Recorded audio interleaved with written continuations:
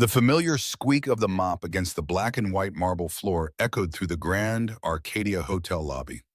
For David Mercer, the sound was the steady rhythm of a life chosen for its silence, its invisibility.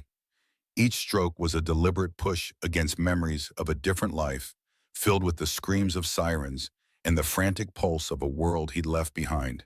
Here, there was only the scent of polish, the soft glow of chandeliers, and the quiet dignity of being unseen.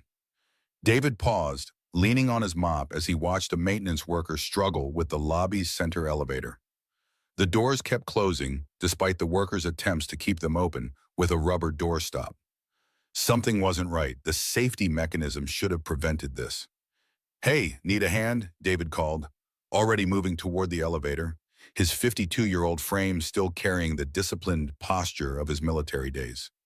The maintenance worker, young and flustered, shook his head. "I got it. Just a glitch in the—" A sharp metallic snap interrupted him, followed by a woman's scream from inside the elevator. The doors began closing with sudden force, crushing the doorstop. David dropped his mop and sprinted across the lobby. 20 years as a combat medic and trauma surgeon hadn't dulled his reflexes. He heard the frantic voices inside, a woman and her young son trapped as the elevator began to shudder. "Back away from the doors," David shouted, wedging his heavy-duty cleaning tool between the closing panels. The doors resisted, then reluctantly slid back open. The elevator cab hung unevenly, one side lower than the other, a severed cable swinging dangerously above. Inside, a woman clutched her son, both wide-eyed with terror. "Don't move," David said calmly, his voice carrying the same steady authority that had once guided medical teams through battlefield surgeries. "The safety brakes have engaged, but they're not holding evenly." He reached into his pocket and pulled out a small multi-tool he always carried, a habit from his former life.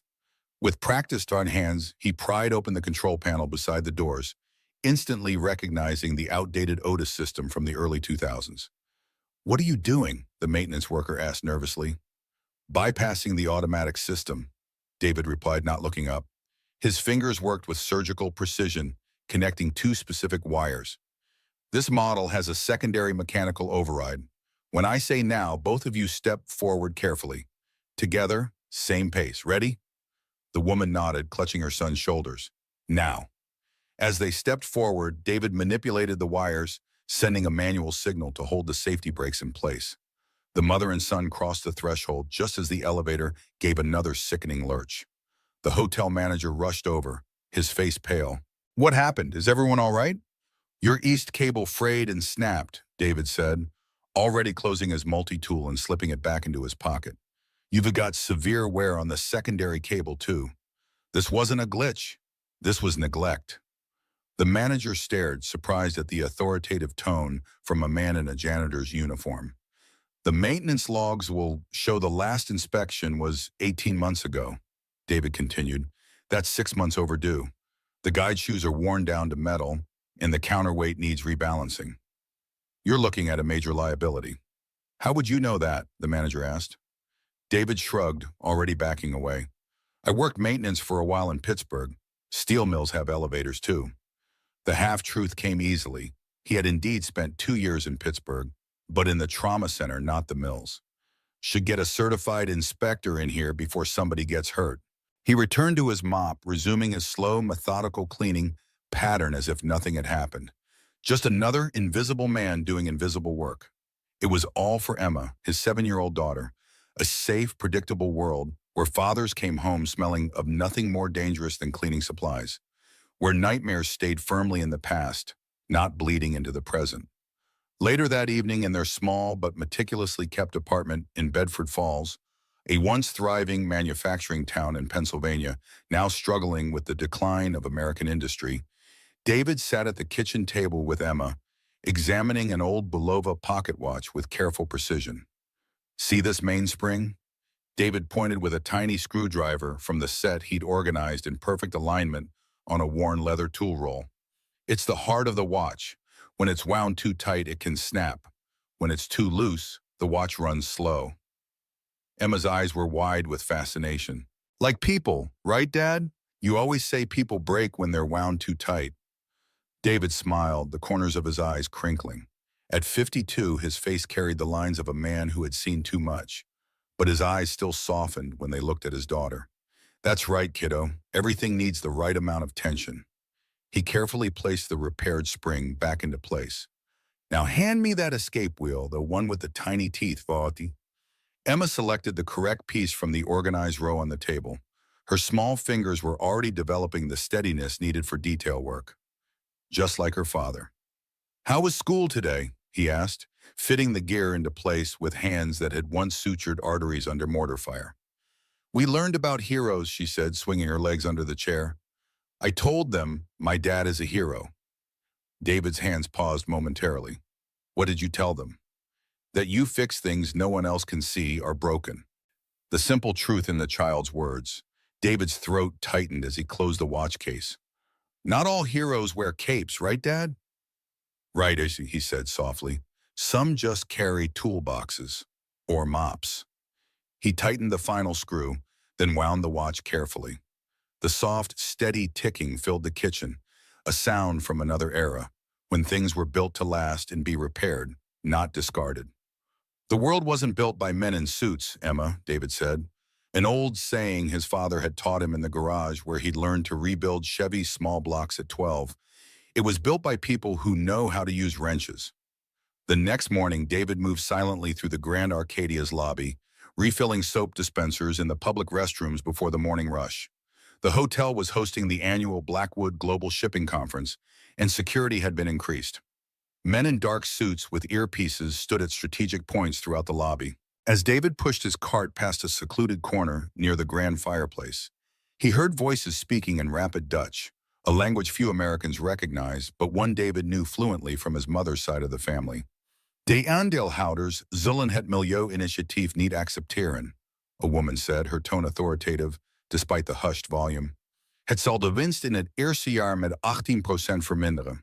The shareholders will not accept the environmental initiative. It will cut profits by 18% in the first year. Dat is precies waarom we nu moeten handelen, came the reply, also in Dutch. De regelgevende veranderingen zullen over 2 jaar ieders hand forceren. We zullen voorop lopen. That's precisely why we need to move now. The regulatory changes will force everyone's hand in the 2 years. We'll be ahead of the curve. David kept his head down, but his ears remained alert. Years of training had taught him to absorb information while appearing oblivious. De vergadering moet absoluut beveiligd blijven, the woman continued. The meeting must remain absolutely secure. David glanced up briefly. The woman speaking was tall, with steel-gray hair pulled into an elegant chignon. She carried herself with the unmistakable posture of someone accustomed to command. Victoria Blackwood, CEO of Blackwood Global Shipping. He recognized her from the business magazines that sometimes got left behind in the hotel suites. She was speaking to a younger man in a severe dark suit, not a bodyguard based on his body language, an executive assistant, perhaps.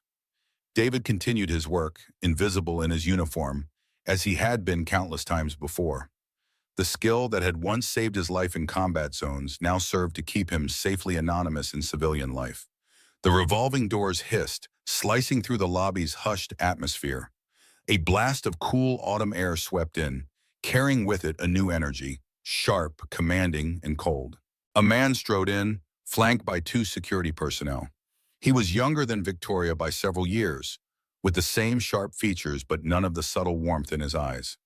Nathan Blackwood, Victoria's younger brother and CFO of the company. He spoke to Victoria in English, loud enough for others to hear. The board members are arriving early. Thompson wants to discuss the Rotterdam terminal before the official meeting. Victoria's expression didn't change, but David noticed the slight stiffening of her shoulders. We'll discuss it upstairs, she replied, smoothly switching to English. As the group moved toward the executive elevators, Victoria's gaze swept the lobby with an air of practiced assessment. For a moment, her eyes landed on David, and he felt a flicker of something.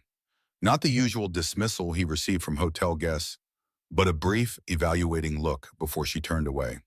The doors closed behind the Blackwood entourage, leaving David alone with his cart and his thoughts. Something in the dynamic between the siblings had triggered his old instincts, The ones that had kept him alive in places where danger didn't announce itself with gunfire but with the subtle shift of a conversation. Later that day, David was cleaning the brass fixtures in the corridor outside the Blackwood conference room when the doors burst open. Nathan Blackwood stalked out, his face flushed with anger. Behind him, Victoria stood in the doorway, her expression controlled but her eyes blazing. "This isn't over, Victoria," Nathan snapped, not caring who heard. "The board won't stand for this environmental crusade of yours much longer. We're a shipping company, not a charity." "The world is changing, Nathan," Victoria replied, her voice steady. "Either we change with it, or we become obsolete. Father understood that." "Father isn't here anymore," Nathan said, his voice dropping to a menacing whisper. "And neither is your protective majority share." He turned and strode away, leaving Victoria standing in the doorway. For a brief moment, her composed facade cracked, revealing a flicker of genuine concern before she straightened her shoulders and returned to the meeting. David continued polishing the brass, his movements slow and methodical, giving no indication he had heard anything. But his mind was processing the exchange with the same focused attention he had once applied to battlefield triage assessments. That evening, David finished his final round through the maintenance room, a cavernous space in the hotel's sub-basement filled with pipes, electrical panels, and the massive boilers that heated the century-old building. He checked the pressure gauges on the main steam line, making a mental note that the secondary relief valve was showing signs of wear, something the actual maintenance crew had overlooked. His hands moved with practiced familiarity over the machinery. Most people saw only the gleaming facade of the Grand Arcadia, the marble and brass and crystal chandeliers. But David understood the building's true heart was down here, in the rumbling, hissing guts of industrial-era engineering that kept the heat flowing and the water running. "You know more about this place than the engineers we hired," came a voice from behind him. David turned to find Jack Sullivan leaning against the doorframe. At 58, the head of security carried himself with the unmistakable bearing of a former cop. His weathered face had seen enough of humanity's worst to be permanently skeptical, but not enough to kill the underlying decency in his eyes. "Just making sure the pressure relief is working," David said, wiping his hands on a rag. "Old systems like this, you have to stay ahead of the problems." Sullivan nodded, understanding perfectly. Before becoming a cop, he'd worked the Pittsburgh steel mills, where equipment failures weren't just inconvenient, they were lethal. "You were military before this, weren't you?" Sullivan asked, his eyes assessing. David tensed slightly. "What makes you say that?" "The way you move, the way you notice things, the way you call me sir without thinking about it." Sullivan smiled slightly. "And the way you never talk about it." David remained silent, neither confirming nor denying. "Relax," Sullivan said. "I'm not asking for your life story, just making conversation. Most men who know their way around machinery like you do aren't pushing mops for minimum wage." "The pay's not great," David admitted, "but the hours work with my daughter's school schedule." Sullivan nodded. "Single dad?" "Yeah. My brother raised 2 kids alone after his wife passed. Toughest job there is." Sullivan pushed off from the doorframe. "Anyway, I came down to tell you there's a spill on the mezzanine level. Some board member knocked over a coffee service." "I'll take care of it," David said, reaching for his cart. "You know," Sullivan said as David passed him, "not all the guys who come back make it as clean as you have. Whatever you're running from, you're doing a good job of it." David paused. "I'm not running from anything, just trying to raise my kid in peace." Sullivan's eyes held his for a long moment. "Fair enough, but if you ever need anything, my door is always open." David nodded his thanks and headed toward the elevator. The conversation had left him uneasy. He'd spent 7 years cultivating invisibility, and now twice in one day he'd been noticed. First by Victoria Blackwood, now by Sullivan. The carefully constructed anonymity of his life was developing cracks. As he cleaned the coffee spill on the mezzanine, David could hear raised voices from the Blackwood meeting room down the hall. The board meeting had devolved into an argument, with Nathan's voice cutting through the others like a blade. "The Rotterdam terminal numbers are a disaster," he was saying. "Victoria's environmental retrofits have cost us $18 million already, and we're nowhere near compliance." "That's not accurate, Nathan," Victoria's voice replied, calm but firm. "The interim costs are in line with projections, In the long-term savings, projections, savings, Nathan's voice dripped with contempt. Meanwhile, our competitors are undercutting us by 12% because they're not wasting capital on experimental technology. David worked slowly, absorbing the conversation while appearing focused only on his task. Years of practice had made this second nature. In Afghanistan, he'd learned more about incoming threats from casual conversations among locals than from official intelligence briefings. The board has indulged your green vision long enough, Victoria, Nathan continued. But these quarterly numbers speak for themselves. We're hemorrhaging money. That's not what our actual financials show, Victoria replied, her voice hardening. Which raises the question of where you're getting these numbers, Nathan. A tense silence followed. Are you accusing me of something? Nathan's voice had dropped dangerously low. I'm stating a fact, Victoria said evenly. The numbers you're presenting don't match our audited statements. Either you have access to information I don't, or you're deliberately misrepresenting our financial position to this board. David heard the scrape of a chair being pushed back violently. This meeting is adjourned, Nathan announced. I suggest everyone take time to review the full financial package I've distributed. We'll reconvene tomorrow when tempers have cooled. David quickly finished the last of the spill and pushed his cart around the corner just as the boardroom doors opened and executives began filing out. Their faces were tense, uncomfortable. Nobody looked at the janitor as they passed. Nathan was the last to emerge, his face a mask of controlled fury. He was speaking quietly but intensely into his phone. She knows something, he was saying. Push up the timeline. Yes, tonight, after the reception. David kept his head down, but his heart was pounding. The words carried the unmistakable weight of threat. Later that evening, Victoria Blackwood crossed the lobby, speaking on her phone. She had changed from her formal business attire into a more casual but still elegant outfit for the evening reception. David noticed she looked tired, the weight of the day evident in the set of her shoulders. I know someone's manipulating the numbers, she said into her phone, her voice low but clear in the quiet lobby. The Rotterdam terminal reports don't match our internal audits. She paused by one of the large marble pillars, listening to the person on the other end of the call. No, keep this between us for now. I need concrete proof before I bring this to the board. Someone inside the company is deliberately sabotaging the environmental initiative. She listened again, then sighed. I know it's Nathan. I just can't prove it yet. He's been meeting with Arctic Petroleum executives. I have the hotel receipts from Oslo. They stand to lose billions if our clean shipping initiative succeeds and others follow. David kept his distance, methodically cleaning the glass doors at the entrance. He shouldn't be listening, shouldn't be interested. His job was to remain invisible, to keep his head down, to protect the quiet life he had built for Emma.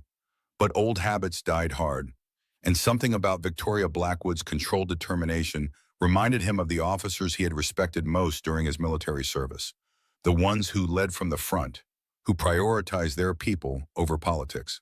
The next morning, the hotel lobby was bustling with Blackwood Global shipping executives and board members arriving for the final day of the conference. David worked efficiently, keeping the marble floors spotless despite the increased foot traffic. Victoria Blackwood entered through the revolving doors, flanked by her executive assistant and a security detail. She was speaking, her voice low and melodic, but the words were in Dutch again. De penthouse moet opnieuw worden gecontroleerd voor de bestuursvergadering, she said. Ik vertrouw de beveiligingsprotocollen van het hotel niet. The penthouse must be swept again before the board meeting. I don't trust the hotel's security protocols. Her assistant, a flustered young man in his 30s, began stammering in English to the hotel manager about additional security requirements, but Victoria cut him off with a sharp gesture. Just make it happen, Michael, she said in English. Her gaze swept the lobby with an air of profound awareness, missing nothing. When her eyes landed on David, a flicker of recognition crossed her features before she dismissed him as part of the furniture.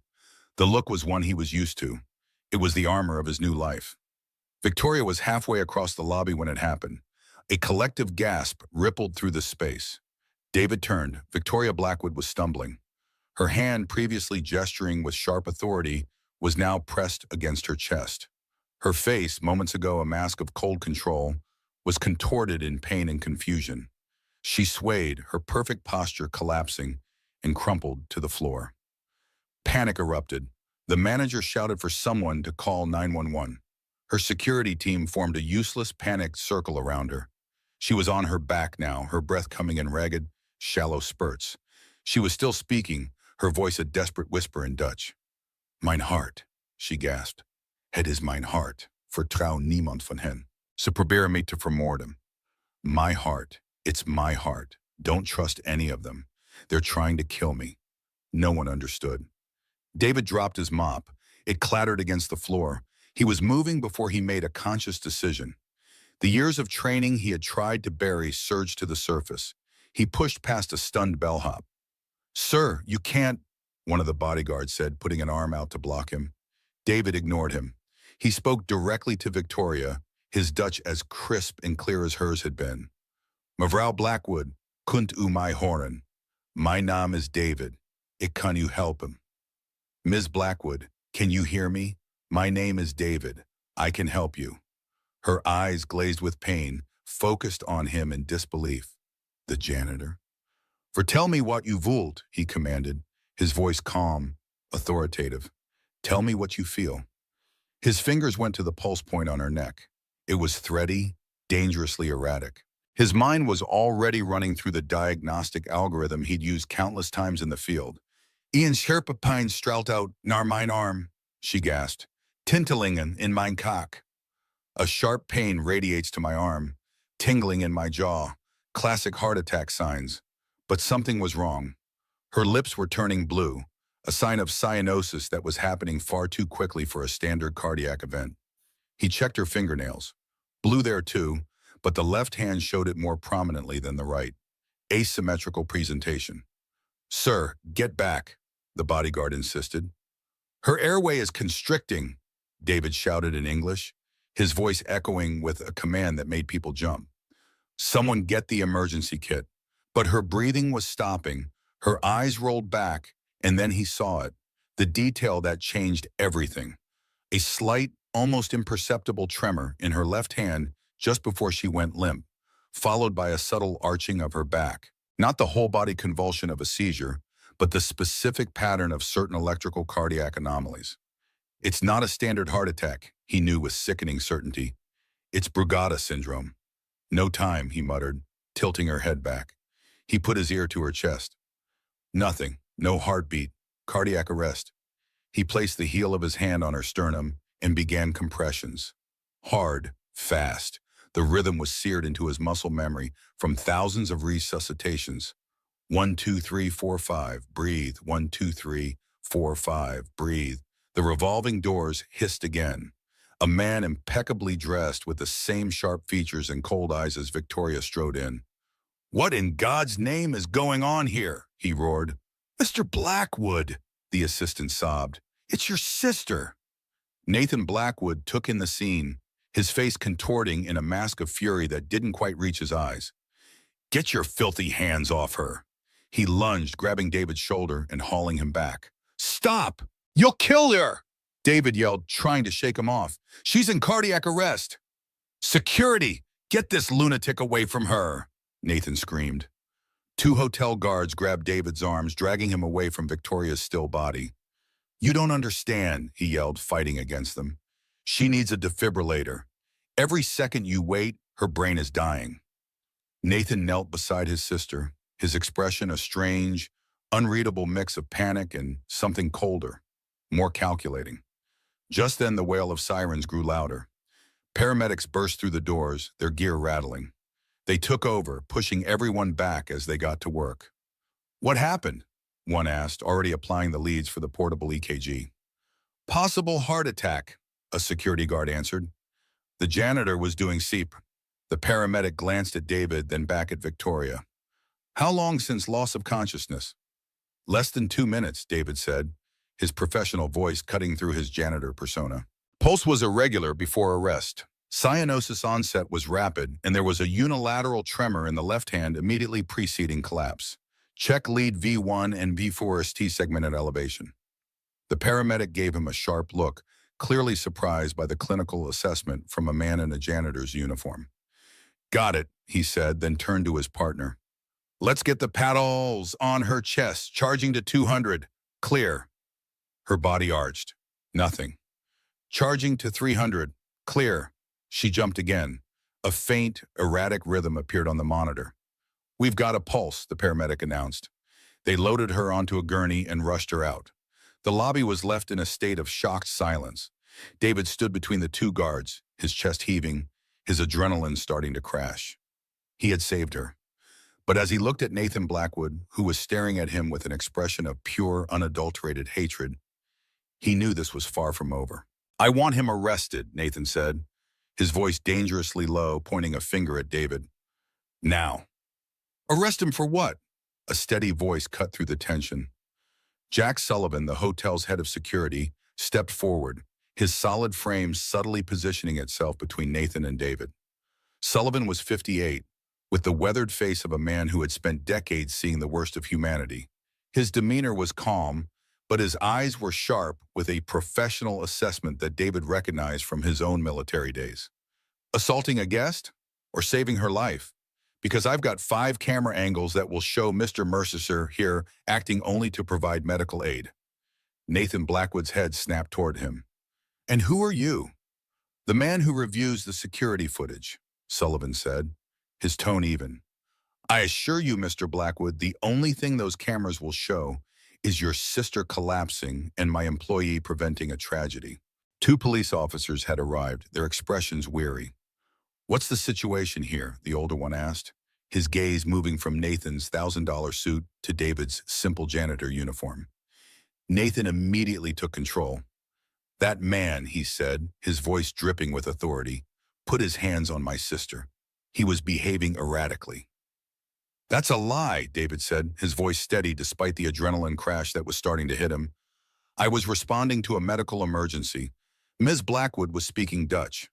I was the only one who understood what she was saying. The officer looked at David, a skeptical frown on his face. You speak Dutch? Yes, and I recognize the signs of an atypical cardiac event. The paramedics will confirm her heart had stopped. The officer was clearly out of his depth, caught between a billionaire's accusation and a janitor speaking with the vocabulary of a doctor. Sullivan stepped in again. With all due respect, Mr. Blackwood, he said, his voice dropping to a low, firm rumble, your identity doesn't change what happened. I'm sure the last thing your sister's company needs right now is a media storm about how her family tried to have the man who saved her life arrested. The word media was the magic bullet. Nathan's jaw tightened.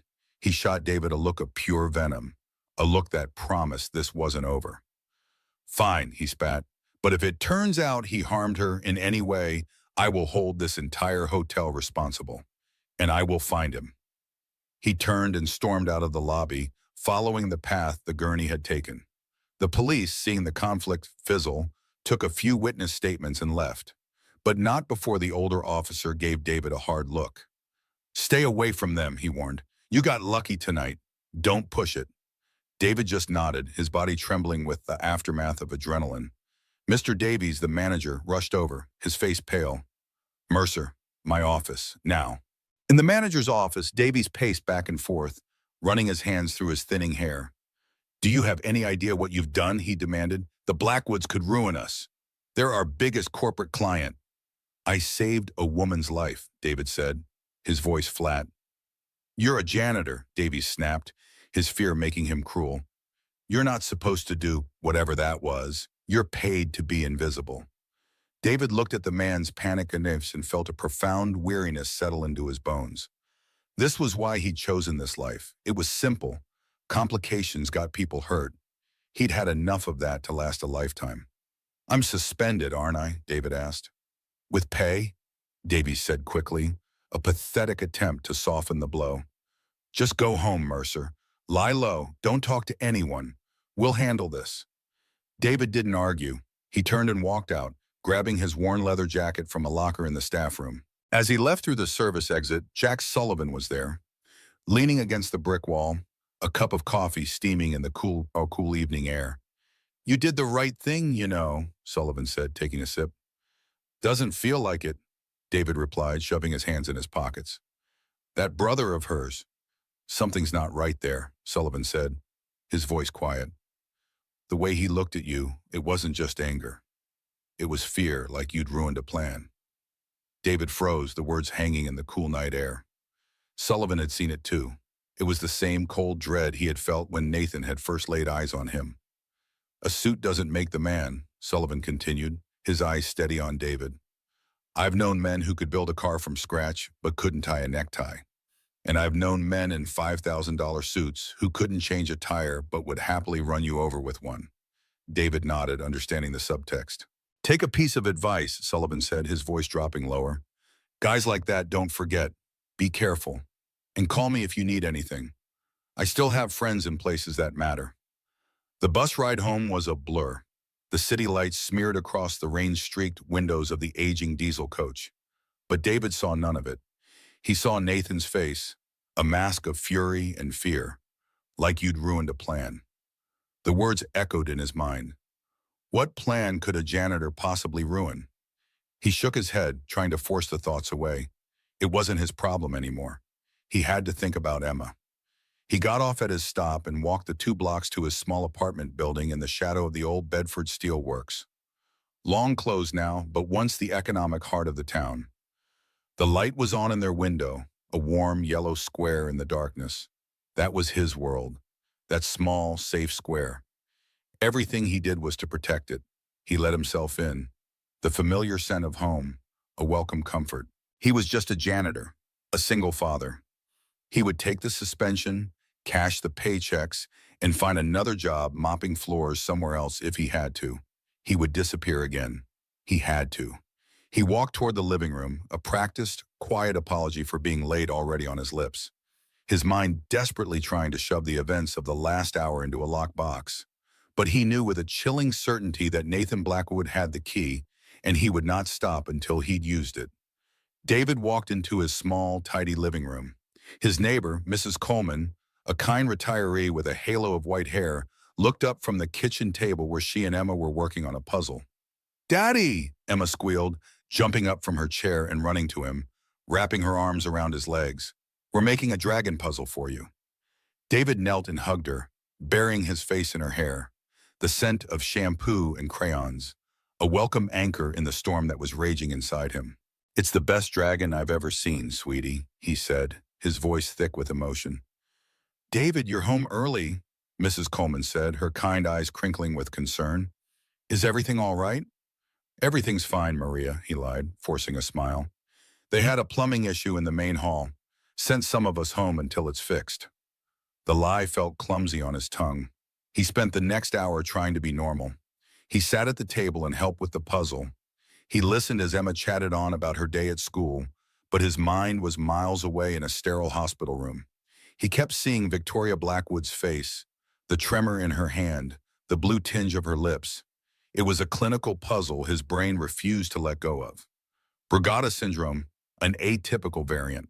It was the only thing that fit the rapid desaturation, the asymmetrical tremor, and the cardiac arrest without prior myocardial ischemia. A standard EKG might even miss it if the leads weren't placed to capture the specific electrical anomalies in the right ventricular outflow tract.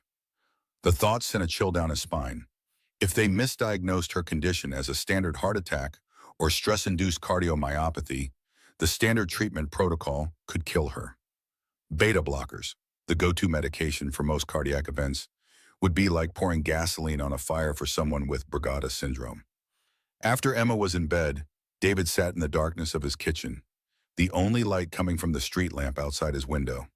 His hands trembled slightly as he opened his laptop, the one he kept hidden in a locked drawer, separate from the family computer Emma used for homework. He hesitated, his finger hovering over the keyboard.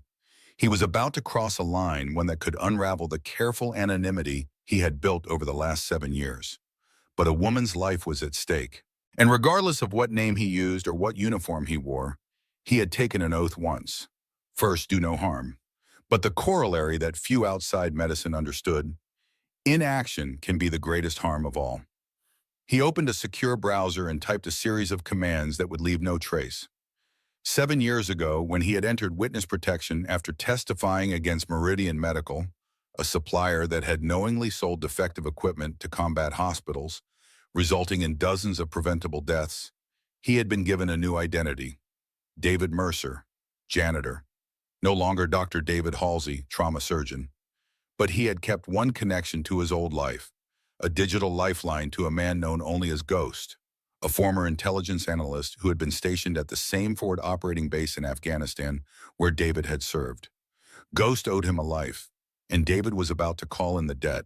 The encrypted message was simple: need info on patient Victoria Blackwood, admitted to Metro General tonight. Suspected Brugada syndrome, need to confirm diagnosis and treatment protocol. He closed the laptop and waited.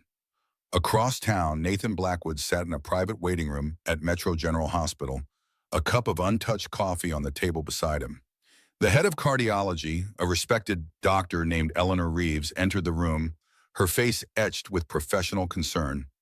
At 62, Dr. Reeves had the confident bearing of a woman who had fought her way through the male-dominated medical establishment of the 1980s and emerged victorious. "Mr. Blackwood," Dr. Reeves began, "your sister is stable for now. The event in the lobby appears to be a severe case of stress-induced cardiomyopathy, likely brought on by extreme exhaustion. We've started her on a beta blocker to regulate her heart rhythm, and we should see steady improvement." Nathan nodded, his expression a perfect performance of a grateful, worried brother. "Thank you, doctor.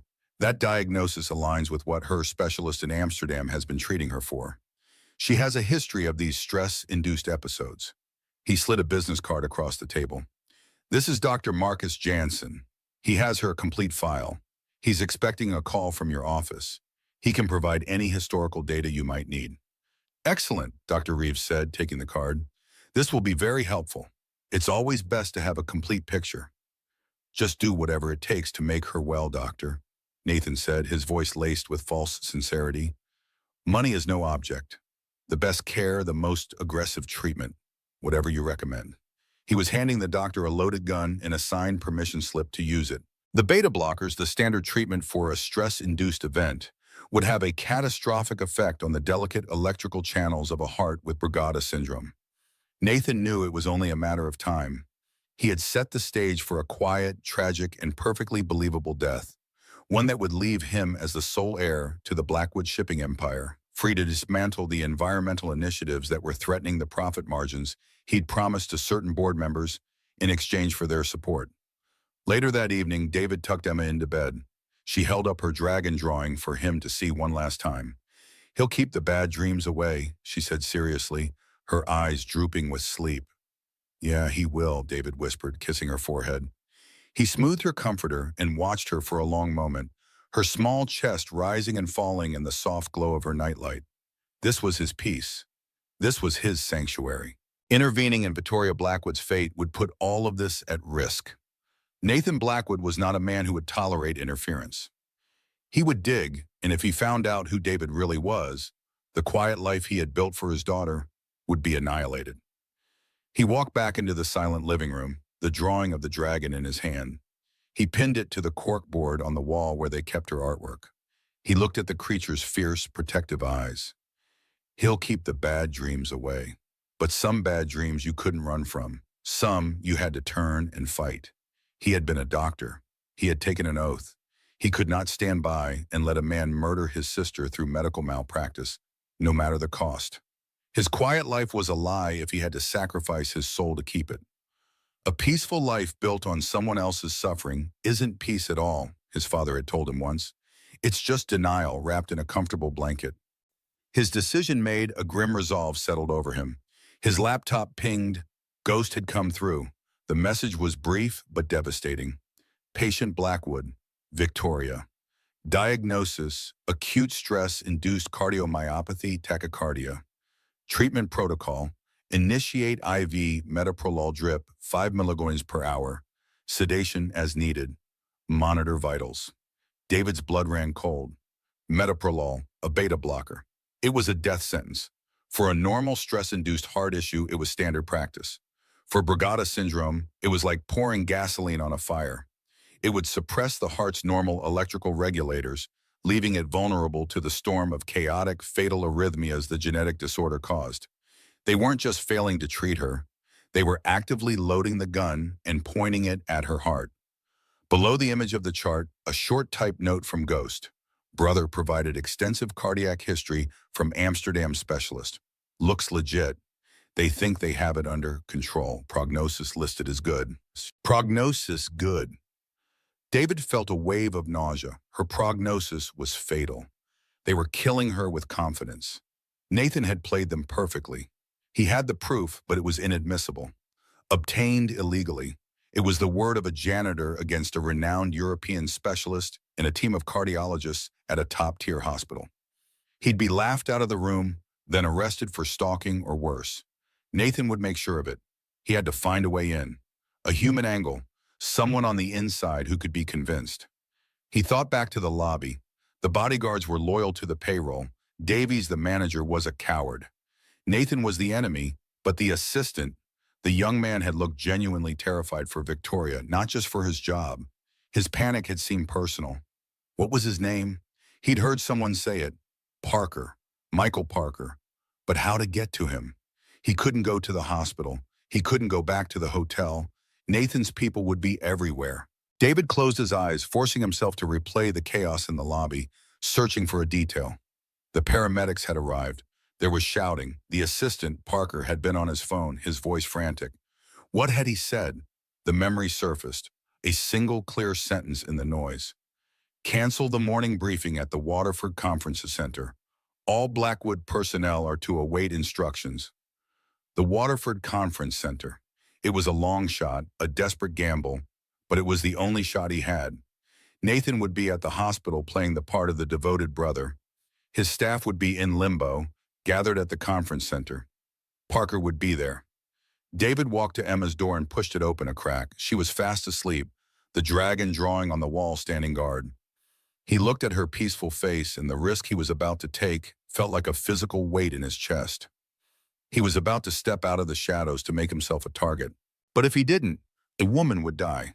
And the part of him that was once a doctor, the part of him that was still a good man, would die with her. Sometimes the hardest thing and the right thing are the same, he whispered. Words his father had lived by. He scribbled a quick note for Miss Coleman for the morning. A simple lie about being called into work early. He grabbed his worn jacket, the one that let him blend into any city crowd, and slipped out of the apartment. The night was cool and damp. A storm was brewing in the distance, the first flashes of lightning illuminating the dark clouds rolling in from the west. David walked with purpose, his mind already planning his approach, his body remembering skills he had hoped never to use again. He was no longer invisible. He was a man with a mission, and for the first time in 7 years, he felt fully alive. The night air carried the metallic scent of an approaching storm. Lightning flashed in the distance as David made his way toward the Waterford Conference Center, its gleaming glass facade standing out against the darkening sky. Rain began to fall in heavy drops, drumming against his worn leather jacket as he surveyed the building from across the street. 3 black SUVs with tinted windows were parked outside, Blackwood corporate vehicles. David positioned himself in the shadows of a recessed doorway, watching as people occasionally entered and exited. The conference center's lobby was still illuminated, a corporate crisis clearly unfolding within. David's military training took over, assessing ingress points, security presence, and potential cover. He spotted 2 guards at the main entrance, private security, not standard conference center staff. Nathan was taking no chances. He needed to get inside without attracting attention. Circling the block, David found a service entrance at the rear of the building. A young man in kitchen whites stood just outside, sheltered from the rain, smoking a cigarette. David's plan formed instantly. Approaching casually, David pulled out a battered pack of cigarettes he kept for situations exactly like this. Not for smoking, but for making connections. Got a light? David asked, cigarette already between his lips. The kitchen worker nodded, offering his lighter. As David leaned in, he took the measure of the young man, early 20s, tired eyes, the look of someone working double shifts. Thanks, David said, taking a deep drag and exhaling slowly. Hell of a night to be stuck working. Tell me about it, the young man replied. Some corporate emergency meeting. They're all freaking out because the big boss had a heart attack or something. Blackwood Shipping, right? David asked, as if only vaguely interested. Yeah, they booked the place through tomorrow, But now everyone's running around like headless chickens.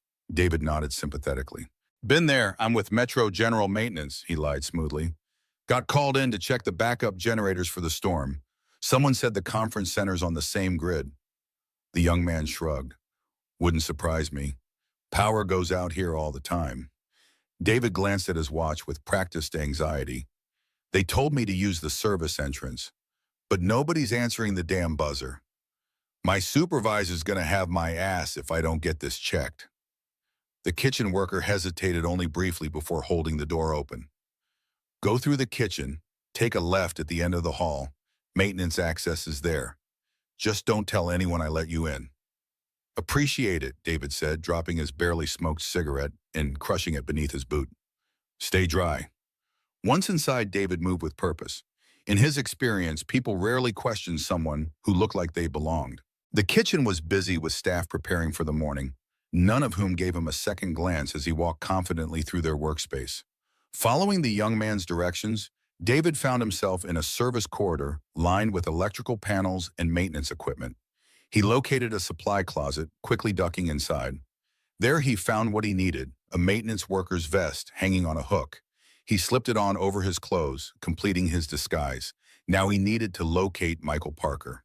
The executive would likely be coordinating with the rest of the staff, managing the crisis Nathan had created. David grabbed a clipboard from the closet and headed toward the main conference area. The Waterford's Grand Ballroom had been converted into a command center. About 20 people in business attire huddled in small groups, speaking in hushed, urgent tones.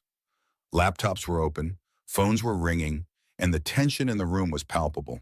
David spotted Parker immediately. The young assistant stood at the center of the chaos, directing people with a strained but authoritative voice. He looked exhausted, his tie loosened, and his usually neat hair disheveled from repeatedly running his fingers through it. David couldn't approach him directly. Too many people watching. He needed to isolate Parker. Noticing a thermostat control panel on the wall, David had his solution. Moving to the environmental control system, David carefully adjusted several settings. Within minutes, the air conditioning vents began emitting a low, rattling sound, followed by a blast of frigid air. Complaints immediately erupted around the room. Parker looked up in frustration, then spotted David in his maintenance vest, clipboard in hand, examining the thermostat. You, Parker called out, striding toward him. Can you fix that? We've got enough problems without freezing to death. David turned, keeping his face partially hidden by the clipboard. Working on it, sir. Looks like a compressor issue. Control panels in the utility room down the hall if you want to see the diagnostics. Parker hesitated, clearly reluctant to leave his post. Should only take a minute, David added. Need authorization to override the system. Parker sighed in frustration. Fine, let's make it quick.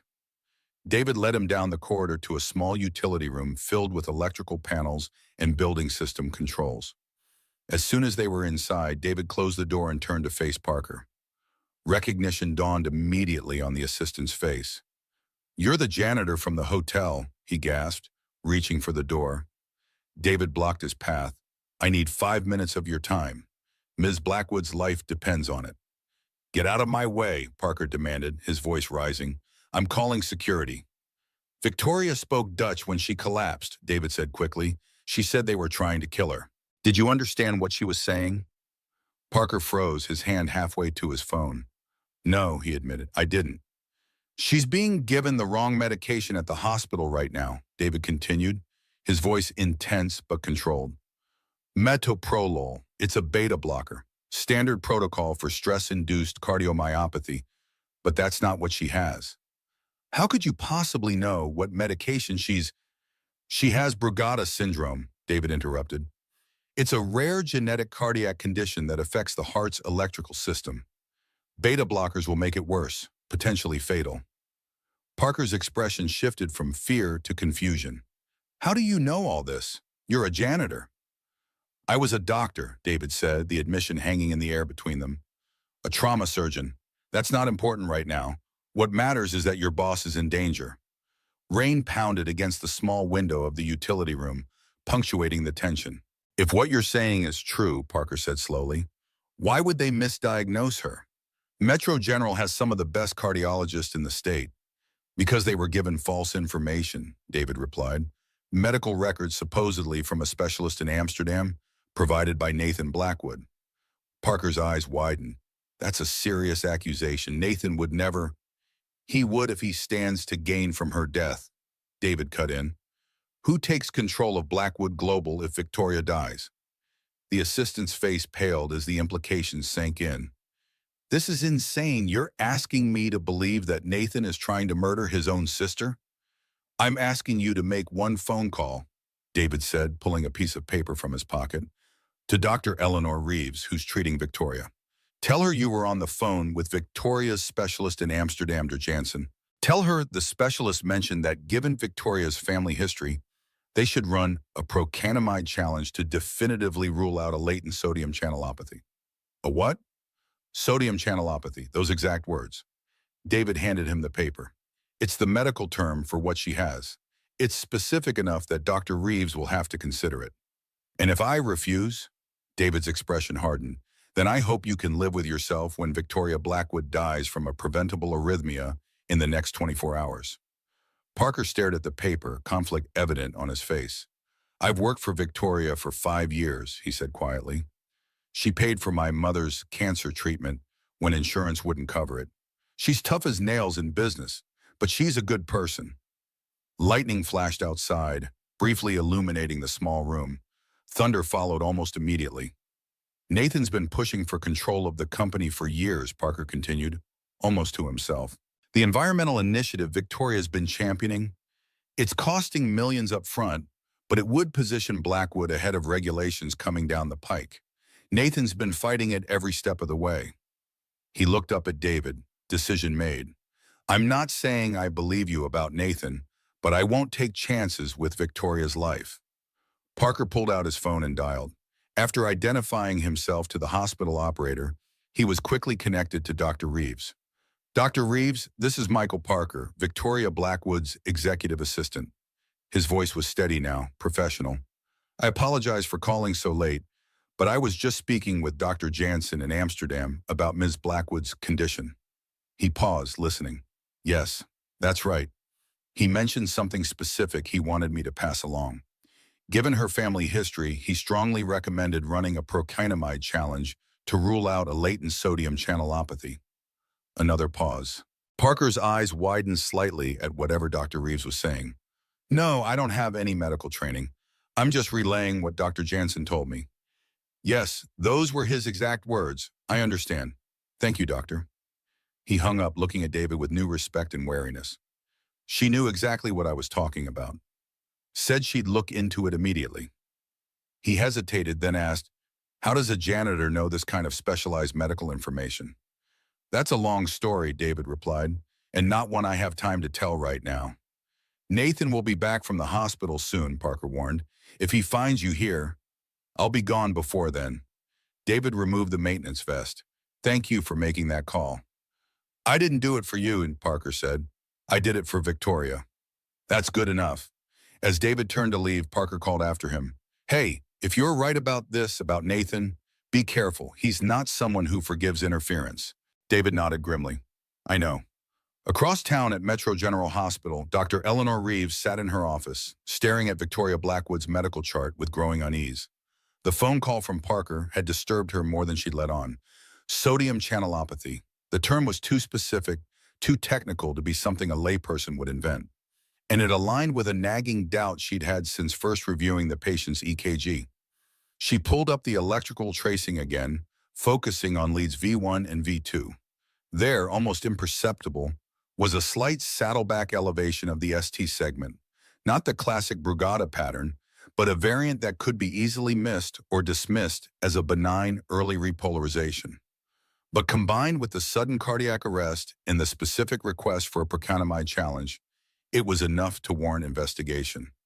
Dr. Reeves was writing orders to discontinue the metoprolol when her office door opened.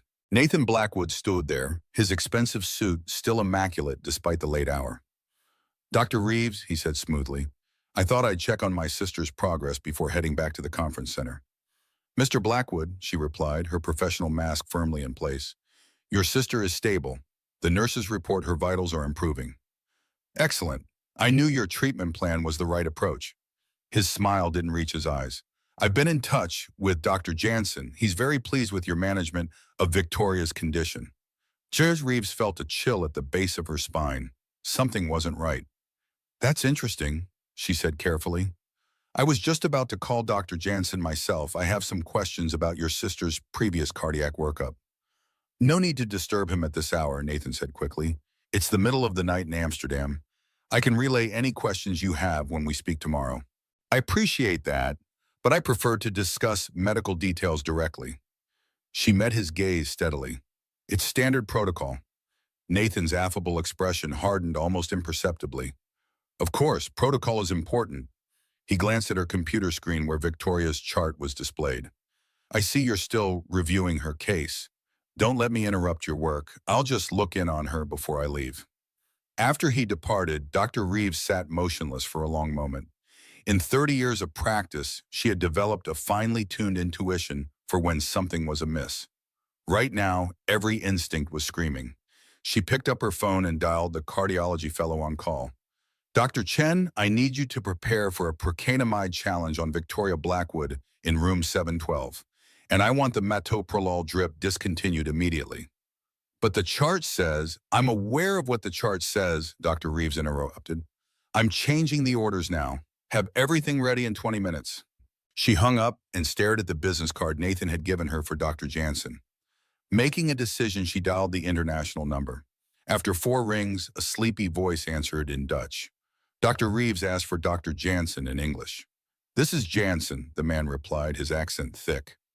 Dr. Jansen, this is Dr. Eleanor Reeves from Metro General Hospital in the United States. I'm calling about your patient, Victoria Blackwood. A pause. I have no patient by that name. Dr. Reeves felt her blood run cold. You're not treating Victoria Blackwood for stress-induced cardiomyopathy? No, came the confused reply. I've never heard of this person. I see. Dr. Reeves kept her voice steady. I apologize for disturbing you, Dr. Jansen. There seems to have been a misunderstanding. She hung up, then immediately called security. This is Dr. Reeves. I need additional personnel stationed outside room 7 immediately. No one enters without my explicit authorization. Sometimes Dr. Reeves thought grimly as she headed toward Victoria's room. The people closest to you are the ones who want you dead the most. Dr. Reeves arrived at Victoria's room to find Nathan already there, standing at his sister's bedside. The security guard she'd requested was just taking up position outside the door. Mr. Blackwood, she said, entering the room with deliberate calm, I need to perform some additional tests on your sister. I'd like to ask you to step out. Nathan turned, his expression carefully neutral. Is something wrong? Just a precautionary measure, Dr. Reeves replied. Some anomalies in her EKG I'd like to investigate further. Nathan's jaw tightened almost imperceptibly. What kind of anomalies? Possibly nothing, she said, but I'm concerned about the ST elevation in leads V1 and V2. It could indicate a form of sodium channelopathy rather than stress-induced cardiomyopathy. The flash of alarm in Nathan's eyes confirmed her suspicions. That sounds unnecessarily complicated, he said smoothly. Dr. Jansen has been treating her condition for years. I trust his judgment. Interesting, Dr. Reeves said, since I just spoke with Dr. Jansen, who claims he's never heard of Victoria Blackwood. The room went deathly silent. Nathan's face hardened into a mask of cold fury. You had no right to make that call. I had every right. I'm her physician of record. Dr. Reeves moved to Victoria's IV pole and shut off the metoprolol drip. And I'm discontinuing this medication immediately. You can't do that, Nathan said, his voice dropping dangerously. Actually, I can, and I am. Reeves pressed the call button. Nurse, please escort Mr. Blackwood to the waiting area. We're preparing Ms. Blackwood for a procedure. 2 nurses entered, along with the security guard. Nathan looked from them to Dr. Reeves, calculating his options. This is a mistake, he said finally, his voice cold. My sister's condition is well documented. Changing her treatment plan could endanger her life. I'll take full responsibility, Dr. Reeves replied. Now please wait outside. Nathan left, but the look he gave Dr. Reeves promised consequences. Once he was gone, Dr. Reeves turned to her team. Prep for the procainamide challenge immediately, and I want a full set of cardiac enzymes, electrolytes, and a 12-lead EKG with right-sided precordial leads. As the team prepared Victoria for the test, Dr. Reeves couldn't shake the feeling that she was caught in the middle of something far more dangerous than a medical disagreement. In the hospital's specialized procedure room, Victoria lay connected to monitors displaying her heart rhythm in steady green waves across the screen. The procainamide challenge was underway, with the medications slowly dripping into her IV. Dr. Reeves stood at the foot of the bed, watching the main screen intently. Nathan watched from the observation window, his arms crossed, a cruel smirk touching his lips. For a long minute, nothing happened. The green line continued its steady, rhythmic peak and fall. From the shadows near the far end of the corridor, David watched. He had slipped into the hospital wearing scrubs taken from the emergency department's locker room, his face partially obscured by a surgical mask. A common sight in hospitals even before the pandemic had made them ubiquitous. Inside the procedure room, Dr. Reeves's brow furrowed. The EKG was unchanged. Had she made a terrible mistake? "Increase the rate," she said, her voice tight. Another 30 seconds passed. Still nothing. From his vantage point at the observation window, Nathan's smirk widened. Then it happened. A flicker on the screen, a single malformed wave, then another. The steady rhythm of the ST segment began to curve upwards, transforming into the distinct, terrifying COVID shape that was the hallmark of Brugada syndrome. "There it is," Dr. Reeves breathed, a mixture of horror and vindication in her voice. "Brugada pattern type 1. I need a photo of that screen now." Before the nurse could move, the alarm on the monitor blared to life. The organized waves dissolved into a chaotic, useless, squiggling line. Ventricular fibrillation. Victoria's heart was no longer beating. It was merely quivering uselessly in her chest. "Code blue," Dr. Reeves yelled. "Get the crash cart. Charge to 200. The room exploded into disciplined action. Nurses rushed in. One began compressions. Dr. Reeves grabbed the defibrillator paddles. "Charging. Clear." Victoria's body convulsed on the bed.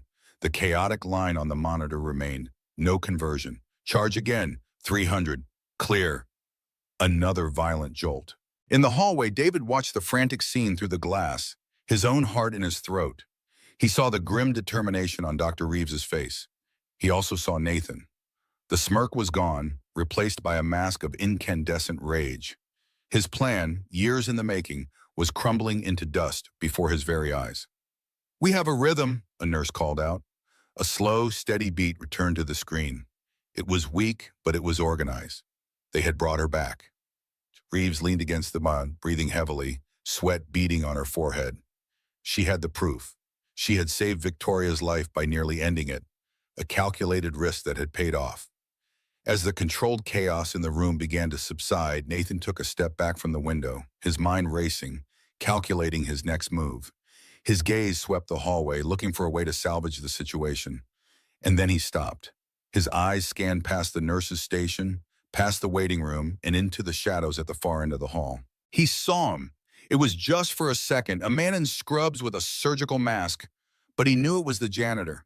He was here. He had seen it all. Their eyes locked across the long, sterile corridor. In that moment, everything fell away. The doctors, the nurses, the hospital. There were only two people in the world who understood exactly what had just happened. Nathan knew that David knew. The game had changed. This was no longer a quiet clinical execution. It was a hunt, and Nathan Blackwood was the predator. The moment their eyes locked, the world snapped into sharp, cold focus for David. The clinical drama in the procedure room vanished, replaced by a single primal instinct: run. He didn't wait for Nathan to raise a hand or shout an order. He saw the flicker of murderous recognition in the man's eyes, and that was enough. He turned and melted back into the shadows of the corridor, moving with a fluid silence that belied the frantic pounding of his heart. He heard a muffled command behind him, Nathan's voice speaking into his phone. "He's here, the janitor from the hotel. Find him. Black scrubs, surgical mask. He's in the West Wing. Do not let him leave this building." David didn't risk the main elevators or stairwells. He darted through a set of double doors marked staff only and found himself in a brightly lit but deserted utility hallway. He could hear the heavy footsteps of security guards echoing from the main corridor, their pace quickening. He was being hunted. He ran, his soft-soled shoes making little sound on the tiled floor. He knew the layout of places like this. Every hospital, every hotel, every large building had the same hidden anatomy, a skeleton of service tunnels, storage closets, and forgotten stairways. It was the world he lived in now. He yanked open a door to a janitor's closet, slipped inside, and closed it just as two of Nathan's men, broad-shouldered and grim-faced, rounded the far corner. He held his breath, the smell of ammonia and damp mops filling his lungs. He heard their footsteps pass, their voices low and urgent. He waited a beat, then slipped back out, heading in the opposite direction. He couldn't go up. He had to go down, to the basement, to the labyrinth of service corridors that was the true circulatory system of any large institution. He found a service elevator, pried the doors open with his fingers just enough to slip through, and found the emergency ladder running down the dark shaft. The descent was quick, his hands and feet finding purchase on the metal rungs with practiced ease. He landed in the basement, a place of humming generators and giant hissing pipes, the mechanical heart of the hospital. He was back in his element. He moved through the darkness with a sureness that Nathan's polished security team could never match. He found an emergency exit that led to a loading dock, pushed the bar, and was momentarily blinded by the glare of security lights illuminating the rain-slicked pavement. An ambulance was backing in, its lights flashing silently. David used it as cover, slipping past the distracted attendants and into the parking garage beyond. He was out, but he wasn't safe. His first thought, a bolt of pure, unadulterated terror, was of Emma. His apartment was compromised. It would be the first place Nathan would send his men. He couldn't go there. He couldn't call his own phone. Every second he wasted was a second they were getting closer to his daughter. David ran through the rain to a 24-hour convenience store 3 blocks from the hospital. Inside, he grabbed a disposable phone from a display near the register, paid cash, and hurried back into the storm. He dialed the one number he knew he could trust. Jack Sullivan picked up on the second ring. "Sullivan. Jack, it's David Mercer." His words came in a rush, voice tight with urgency. "I'm in trouble. The man I warned you about, Nathan Blackwood. He tried to have his sister killed at the hospital. I stopped it, and he saw me. He's hunting me, Jack. But that's not the problem. He knows where I live. Emma is there. My daughter is there." The line was silent for a moment, but David could hear the shift in Sullivan's breathing. The security professional was processing the threat. "Emma," Sullivan said, her name a statement of understanding.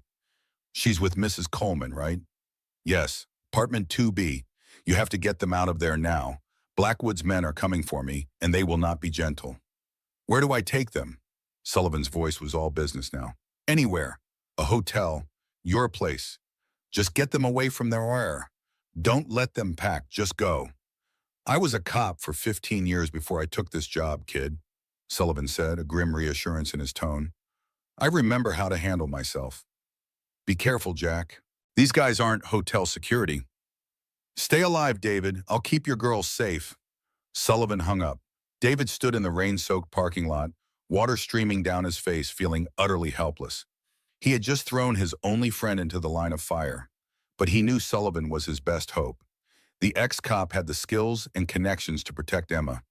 Now David had to find a way to end this, to neutralize the threat Nathan posed, not just to him, but to Victoria and, most importantly, to Emma. As he considered his next move, his new phone rang. Unknown number. David answered cautiously. "Mr. Mercer." It was Michael Parker's voice, tense and hushed. "Victoria is stable. The test confirmed Brugada syndrome. Dr. Reeves is implementing the correct treatment protocol." "Nathan knows I was there," David said. "He's looking for me." "I know," Parker replied. "He's furious. He's called in private security. They're searching the hospital, and he's sent a team to your address." David's blood ran cold. "How does he know where I live?" "He has your employment file from the hotel," Parker explained. "Listen, I can't talk long. Nathan doesn't know I'm calling you, but you need to know he's not just trying to find you. He's ordered them to handle the situation permanently." The implication was clear. Nathan wanted him dead. Thanks for the warning, David said. I'm doing this for Victoria, Parker replied. She's asking about you, the janitor who spoke Dutch. Tell her I'm glad she's going to be okay. Where are you going now? Parker asked. Better you don't know, David said, and hung up. Across town, Sullivan drove his aging Ford Taurus through the storm-lashed streets of Bedford Falls, wipers struggling against the downpour.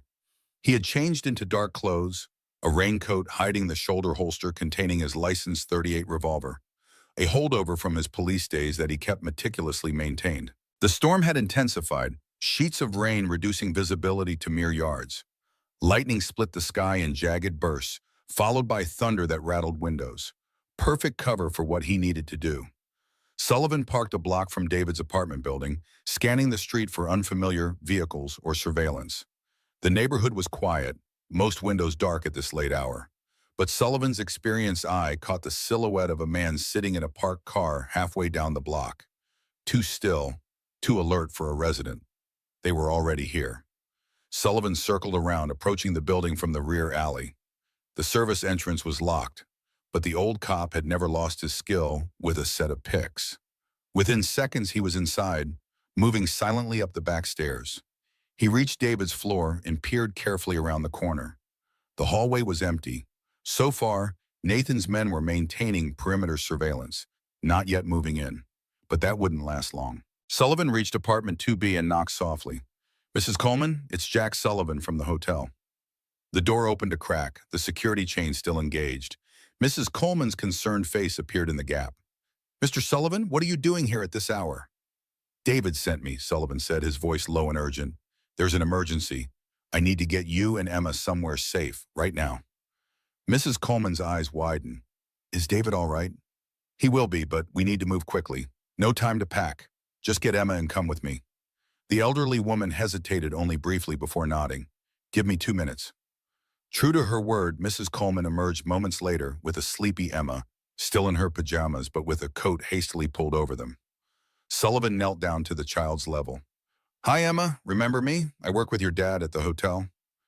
Emma nodded, rubbing her eyes. The security man. Dad says you used to be a police officer. That's right, Sullivan smiled reassuringly. Your dad asked me to take you on a little adventure tonight, like a surprise sleepover. Does that sound okay? Emma looked uncertain. Where's my dad? He has to help someone, but he'll join us soon, Sullivan promised, hoping it wasn't a lie. Right now, we're going to play a game. It's called Silent Escape. We have to be very quiet and follow all my directions. Can you do that? Emma nodded solemnly, her young face serious beyond her years. Good girl, Sullivan said. Now we're going to go down the back stairs very quietly. If I squeeze your hand, that means freeze and don't make a sound. Understand? Another nod. Sullivan led them to the stairwell, his senses hyper-alert. As they descended, he heard the distinct sound of the front entrance opening, followed by multiple sets of footsteps. Nathan's men were making their move. Freeze, Sullivan whispered, holding Emma's small hand firmly in his. They stood motionless on the landing between floors, barely breathing. Apartment 2B, a male voice said from above. No witnesses. Make it clean. Sullivan's jaw tightened. These weren't security professionals. They were hitmen. The stakes had just risen dramatically. Silently, they continued down to the ground floor. Sullivan paused at the exit door, listening intently. Rain pounded outside, but he could make out the sound of a car engine idling nearby, likely a lookout positioned at the rear exit. Sullivan reached into his pocket and removed a small flashlight and a handful of coins. He gave the flashlight to Mrs. Coleman. When I open this door, he whispered, I want you to run straight across the alley to the fence. There's a gap behind the dumpster. Get through it and wait in the parking lot of the drugstore. I'll be right behind you. What are you going to do? Mrs. Coleman asked, clutching Emma's hand tightly. Create a diversion. Sullivan winked at Emma. Just part of the game, kiddo. Sullivan pushed the door open a crack. Through the rain, he could make out a black SUV parked 20 yards away, its headlights off but engine running. He tossed the handful of coins hard against a metal dumpster on the opposite side of the alley, creating a loud clattering noise. As expected, the SUV's headlights immediately flashed on, illuminating the area around the dumpster. The driver's door opened, and a man with a handgun emerged, moving cautiously toward the source of the noise. Now, Sullivan whispered, pushing Mrs. Coleman and Emma out the door in the opposite direction. They ran, hunched over, using the darkness and rain as cover. Sullivan waited until they reached the fence, then stepped out into the alley himself, deliberately splashing through a puddle. The man with the gun turned, spotting Sullivan's silhouette. "Hey, stop right there!" Sullivan ran, drawing the gunman away from Mrs. Coleman and Emma's escape route. A shot rang out, the bullet whining as it ricocheted off the brick wall near Sullivan's head. He ducked behind a parked car, drawing his own weapon. "Police!" Sullivan shouted with the full authority of his former profession. "Drop your weapon!" The ruse worked. The gunman hesitated, momentarily confused. Sullivan used the opportunity to fire a single shot that shattered the SUV's front tire. Then he was running again, zigzagging through the rain toward the gap in the fence where Mrs. Coleman and Emma had disappeared. More shots followed, but the combination of darkness, rain, and Sullivan's evasive movement kept him from being hit. He squeezed through the fence and found Mrs. Coleman and Emma crouching behind a dumpster in the drugstore parking lot. "Let's go," he said, leading them quickly to where he'd parked his car a block away. Once inside the vehicle, Sullivan didn't waste time. He pulled away from the curb, driving slowly at first to avoid attention, then accelerating once they were safely away from the neighborhood. "Are we still playing the game?" Emma asked from the back seat, her voice small. Sullivan met her eyes in the rearview mirror. The girl wasn't fooled. She knew something was wrong. "Not anymore, Emma," he said gently. "But you did great. Your dad would be proud." "Those men were bad, weren't they?" she asked. "They wanted to hurt my dad." Sullivan exchanged a glance with Mrs. Coleman, who looked pale and shaken.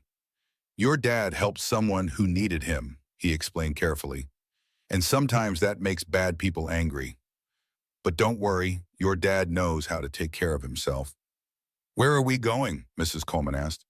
"I have a cabin," Sullivan replied, his eyes constantly checking the mirrors for signs of pursuit. "About 2 hours north near Lake Charlevoix. It's off the grid. No address, no utilities in my name. Nobody knows about it except my brother." "What about David?" Mrs. Coleman's voice was strained with worry. "How will he find us?" Sullivan pulled out his phone at a stoplight, quickly typing a message to David using the burner number he had called from. "Emma safe. Heading to fishing spot. Remember the bass we caught last summer?" It was coded, but David would understand. Sullivan had mentioned the cabin to him once, describing a massive bass he'd caught there the previous summer. "He'll find us," Sullivan assured Mrs. Coleman. "David Mercer is a lot more capable than most people give him credit for." As they drove north through the storm, Sullivan's thoughts turned grim. The men at the apartment weren't just looking to intimidate or capture David. They had orders to kill. Nathan Blackwood had just escalated this from a corporate power play to something much darker. Back in Bedford Falls, David received Sullivan's message with profound relief. Emma was safe. Whatever happened now, his daughter was protected. He allowed himself a moment to breathe, then focused on his next move. He needed evidence, concrete, undeniable proof of Nathan's actions that couldn't be dismissed as the ravings of a janitor. He needed leverage. Standing in the shelter of a bus stop, rain cascading from the roof, David made another call, this time to Ghost. "I need more than information," David said when the digitally distorted voice answered. "I need access to Blackwood Global's financial records, and I need to know everything about Nathan Blackwood's connection to Arctic Petroleum." "That's not information," Ghost replied coldly. "That's corporate espionage. It comes with a higher price. Name it. When this is over, if you survive, you work for me. On call, medical expertise when needed, no questions asked." David hesitated only briefly. "Done." "Check your email in 1 hour," Ghost said, and disconnected. David's path was set. He had saved Victoria Blackwood's life twice now. But to truly protect her, and more importantly, to ensure Emma's safety, he needed to neutralize Nathan permanently. Not with violence, but with the kind of leverage that would make even a powerful man like Nathan Blackwood back down. The game had changed. The invisible man was stepping into the light, and he was bringing the truth with him.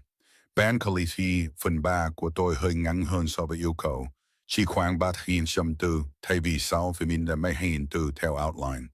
Tôi sẽ viết lại phần 3 chi tiết hơn, bám sát outline và đảm bảo đủ độ dài. The storm that had drenched Bedford Falls all night was moving north, following the same path as Sullivan's car. Dawn broke with tentative rays of sunlight piercing the cloud cover. illuminating the devastation left in the storm's wake. Downed power lines, flooded streets, and debris scattered across roads created an obstacle course that David navigated with grim determination. He had spent the night in a cheap motel on the outskirts of town, paid for with cash. The room was bare bones, a sagging mattress, flickering fluorescent light, and the lingering smell of cigarettes. But it had what he needed: anonymity and working Wi-Fi. Ghost had delivered as promised. David's burner laptop now contained a trove of damning information. Financial records showing Nathan Blackwood had systematically diverted Blackwood Global funds through a series of shell companies. Communications between Nathan and executives at Arctic Petroleum discussing ways to sabotage Victoria's environmental initiative. Most damning of all, evidence that Nathan had been paying Dr. Marcus Jansen in Amsterdam for falsified medical records for over a year. David studied the documents carefully, his military-trained mind cataloging key details. Nathan had transferred over $8 million to offshore accounts in the Cayman Islands. He had quietly acquired stock in Arctic Petroleum through a shell corporation called North Star Holdings. He had even planted negative stories in industry publications about the viability of the clean shipping technology Victoria championed. The pieces fit together into an ugly picture. Nathan had been planning Victoria's death for months, maybe years. The heart attack in the hotel lobby had been an unexpected complication. Victoria wasn't supposed to collapse in public with a janitor who spoke Dutch and had medical training nearby. David assembled the evidence methodically, organizing it for maximum impact. He created digital copies, stored them in encrypted cloud storage, and prepared physical backups on a USB drive he kept in a waterproof case in his pocket. If anything happened to him, the truth would still find its way to Victoria and the authorities. Now he needed to move. Sullivan's cabin was a 2-hour drive north, near Lake Charlevoix. With the storm damage slowing traffic, it might take longer. Every minute mattered. Nathan's men had nearly caught Sullivan, Emma, and Mrs. Coleman at the apartment. They wouldn't stop hunting. David had acquired a different vehicle, a battered 1997 Ford F-150 pickup he'd bought for $2,100 cash from a mechanic whose shop had been flooded in the storm. The owner had been grateful for the quick sale of a vehicle he'd written off as a loss. David had been grateful for transportation that couldn't be traced to him. The truck's engine had a whirring knock, but David had spent enough time around military mechanics to recognize it as a loose rod bearing, annoying but not immediately catastrophic. The transmission ground unhappily when shifting into third gear, and the brakes squealed like wounded animals. But the four-wheel drive worked.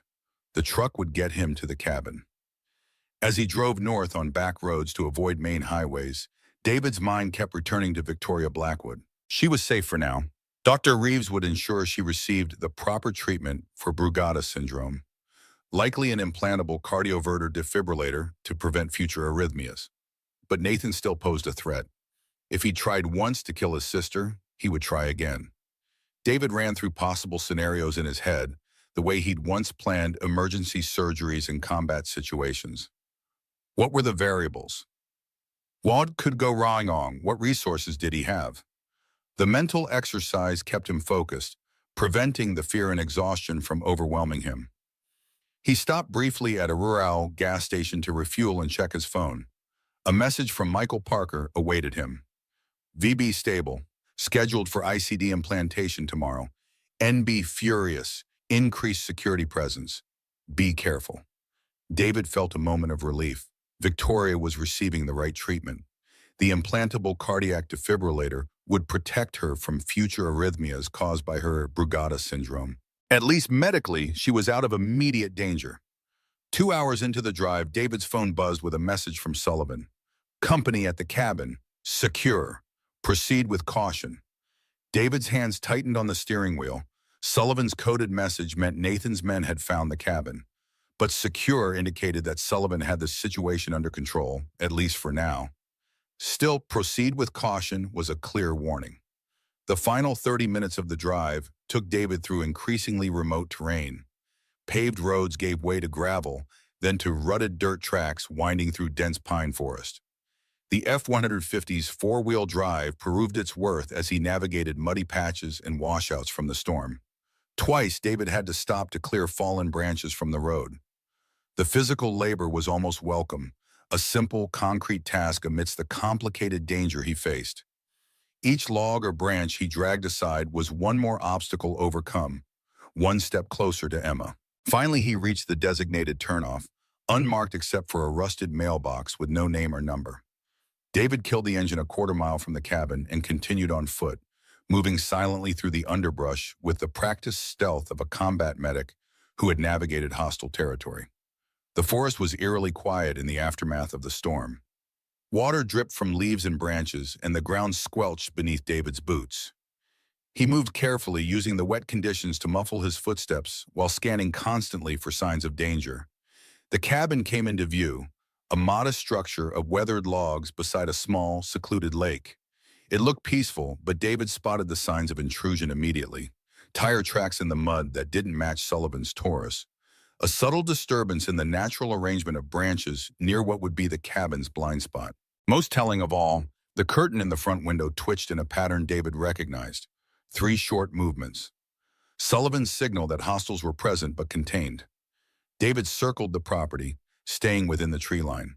He found a black Cadillac Escalade hidden behind a stand of pines, its expensive leather interior incongruous in the rustic setting.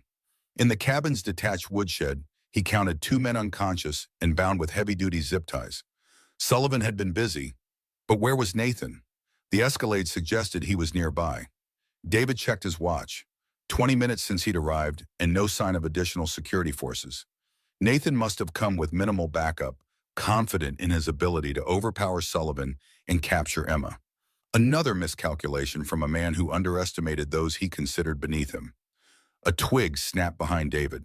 He dropped instinctively, rolling to the side as a blow whistled through the air where his head had been a moment before. Nathan Blackwood stood over him, a heavy branch in his hands, face contorted with rage. His expensive suit was torn and muddied, his perfectly styled hair disheveled, but the cold fury in his eyes was unchanged. "You," Nathan spat, the janitor who wouldn't mind his own business. David scrambled to his feet, maintaining distance. He noted Nathan's stance, the way he favored his right side, the controlled rhythm of his breathing. This wasn't a desperate businessman lashing out. This was someone with training. "It's over, Nathan," David said evenly. "I know everything. About the falsified medical records, the embezzlement, the deal with Arctic Petroleum." "You know nothing," Nathan sneered, advancing slowly. "You're a janitor, a nobody. Who's going to believe you over me?" "The evidence speaks for itself," David replied calmly, "and it's already in the hands of people who matter." Nathan lunged suddenly, swinging the branch with surprising speed.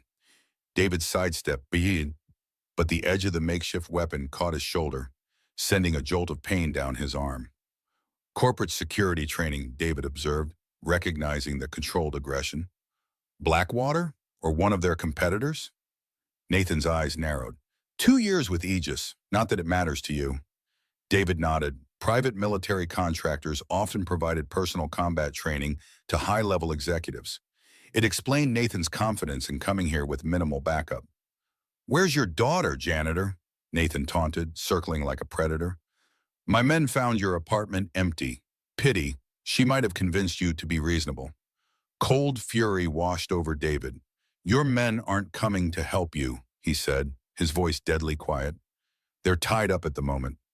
Nathan's confident smirk faltered slightly. "Sullivan," he muttered. "The hotel's security guard. I underestimated him." "People in uniform," David said. "We tend to look out for each other." "Enough talk." Nathan charged again. This time David was ready.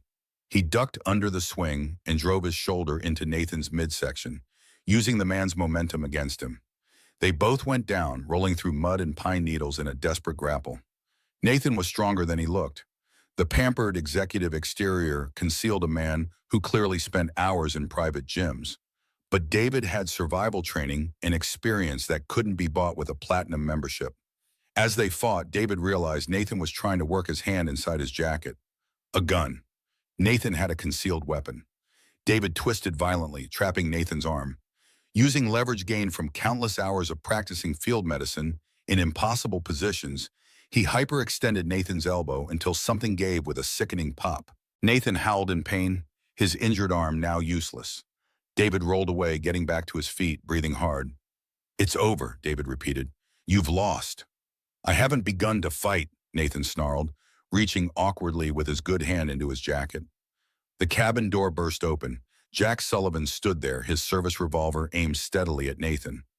At 58, Sullivan still carried himself with the unmistakable authority of his former profession. I wouldn't, he advised coldly. Nathan froze, then slowly raised his hand in surrender, his face a mask of hatred. Emma? David asked urgently. Safe inside with Mrs. Coleman, Sullivan replied, not taking his eyes off Nathan. She's been asking for you. Relief washed over David, nearly buckling his knees. Emma was safe. That was all that mattered. Sullivan gestured with his gun. Inside. Now.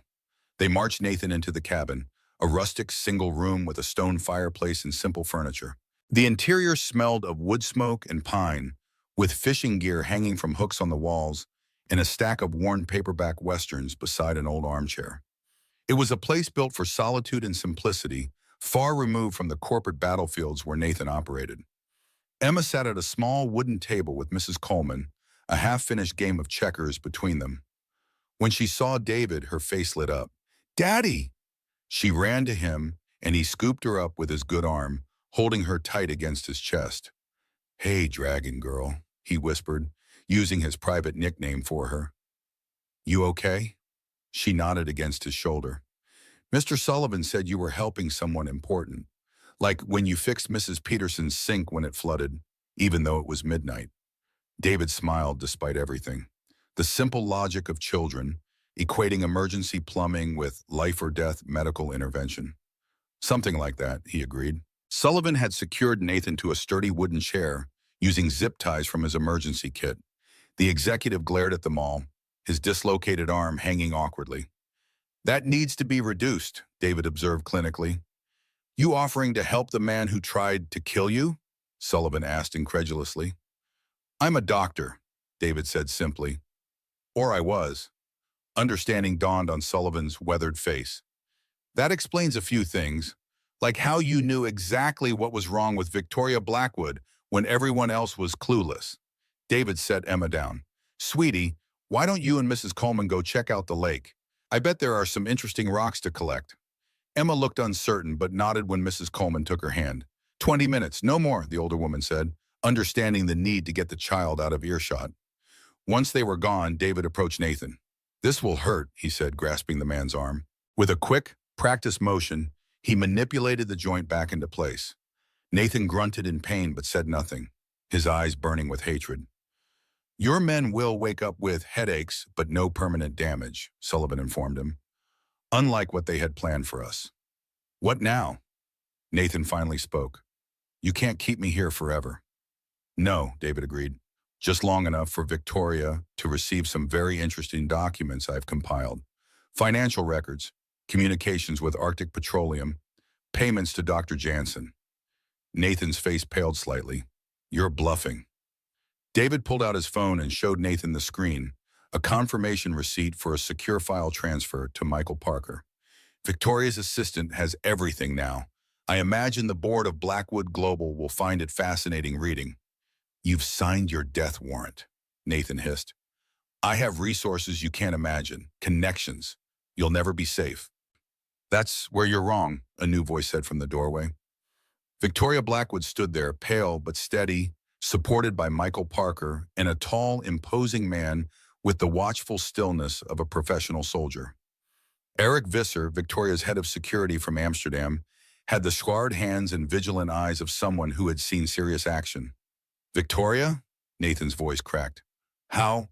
I checked myself out against medical advice, she said, moving carefully into the cabin. A bulky dressing visible beneath her cashmere sweater suggested the doctors had already implanted the cardiac defibrillator. Dr. Reeves wasn't happy, but after reading what Michael showed me, I didn't have time to convalesce. She looked at David, her eyes sharp with recognition. You're the janitor who spoke Dutch, the one who saved my life. David nodded. David Mercer. Dr. David Halsey, actually, she corrected him, formerly of the 10th Combat Support Hospital.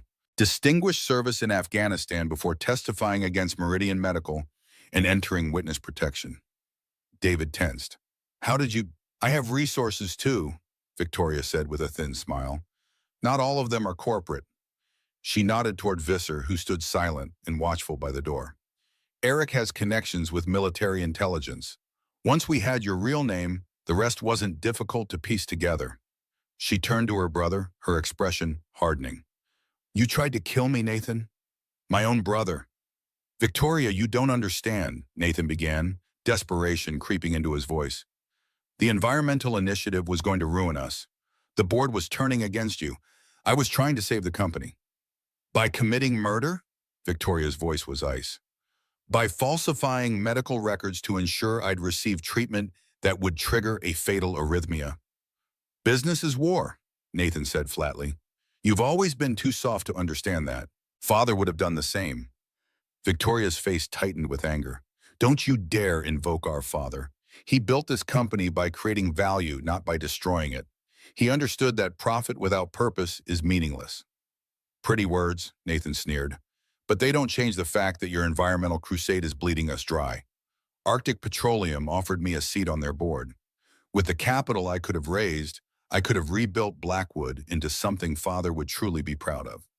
Something he would be proud of? Victoria repeated incredulously. By gutting the environmental initiatives? By returning to the very practices that are destroying our oceans? By murdering your own sister? She studied him for a long moment.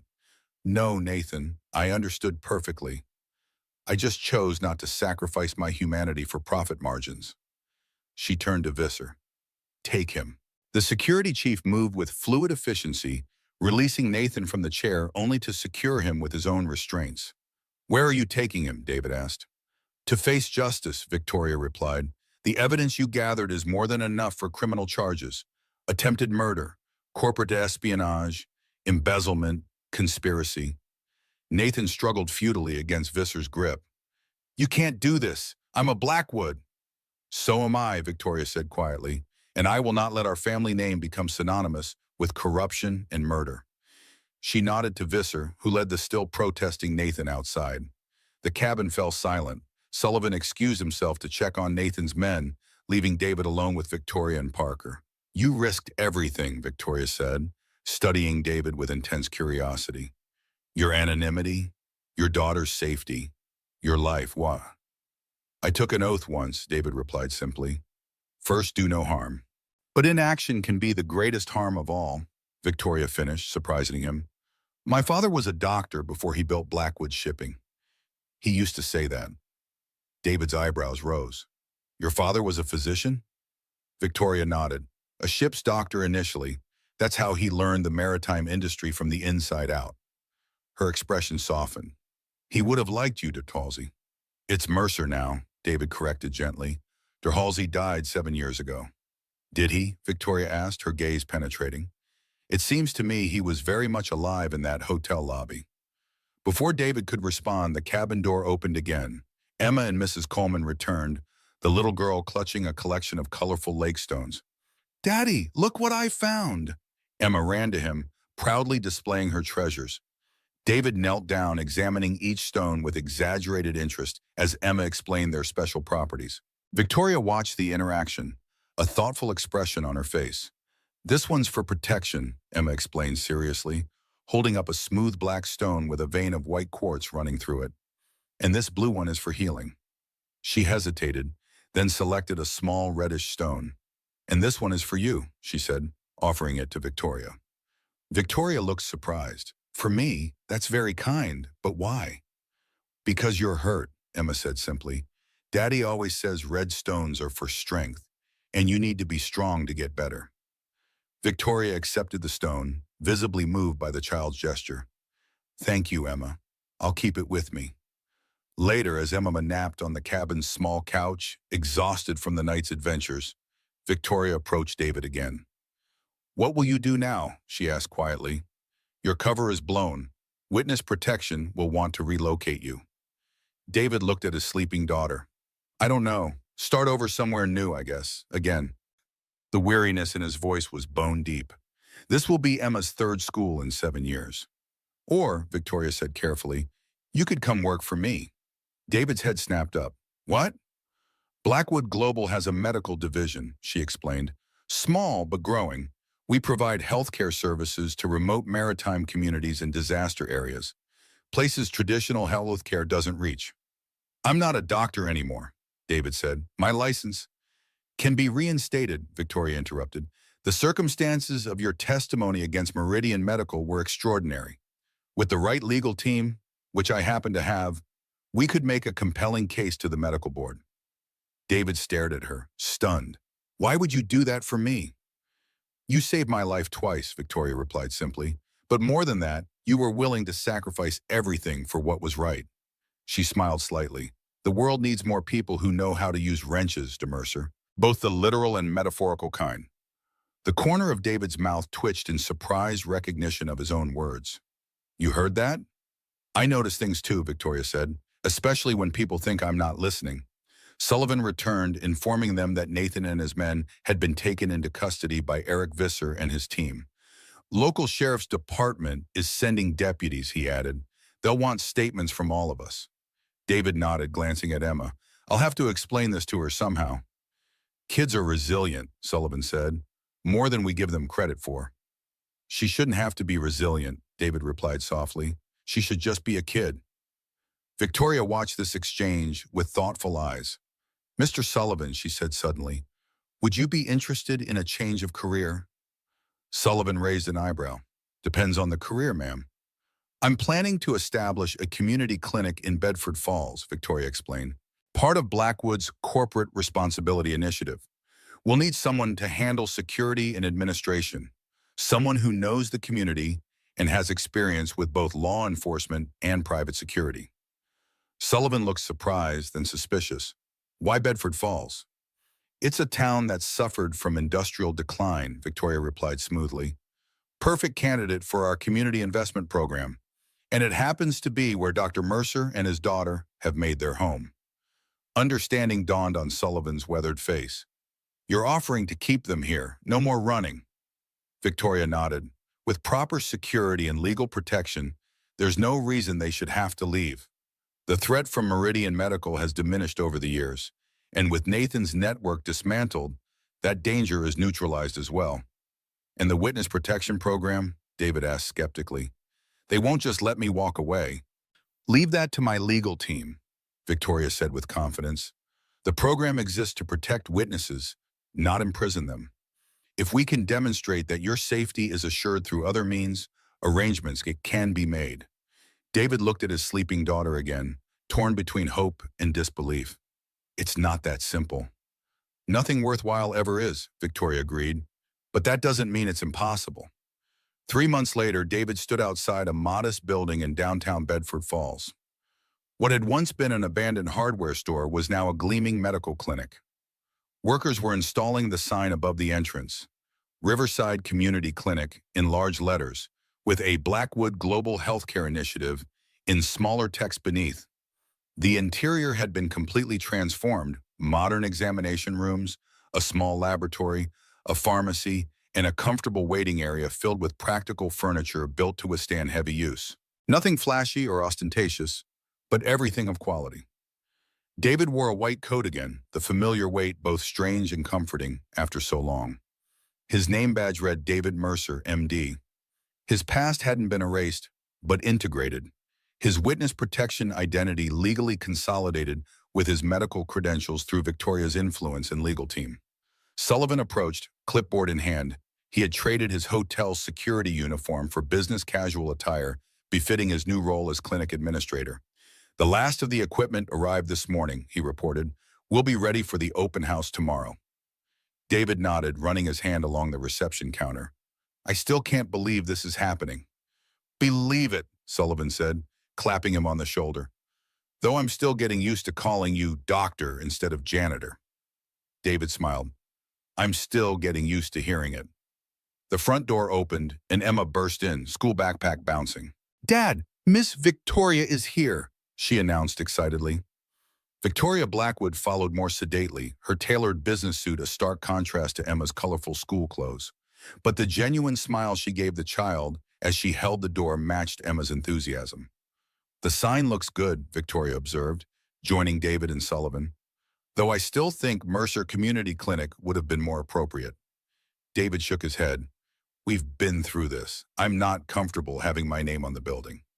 The invisible man stays invisible? Victoria asked with a raised eyebrow. Old habits, David admitted, but I'm working on it. Emma tugged at Victoria's sleeve. Can I show you my office now? Dad says I can have the corner desk for doing homework after school. I would be honored to see your office, Miss Mercer, Victoria replied formally, allowing herself to be led away by the excited child.